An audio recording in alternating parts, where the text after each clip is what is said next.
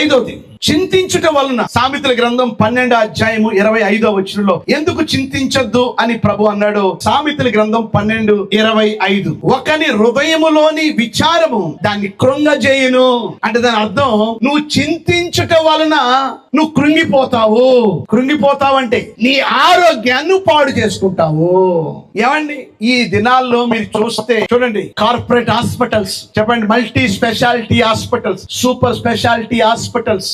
చిన్న జబ్బు చేస్తే చాలు ఆ టెస్ట్లని, ఈ టెస్ట్లని, ఆ టెస్ట్లని చెప్పండి, ఎన్ని పరీక్షలు చేసి లక్షలు ఖర్చు పెట్టవలసి వస్తుంది. కానీ చాలా మంది వారు కష్టపడి సంపాదించుకున్న ఇల్లులు, వారు కష్టపడి సంపాదించుకున్న వారి పొలాలు కూడా ఈ అనారోగ్యాల వలన, ఈ జబ్బుల వలన కూడా అమ్ముకోవాల్సిన పరిస్థితి ఏర్పడుతుంది ఈ దినాల్లో వైద్యం కొరకు.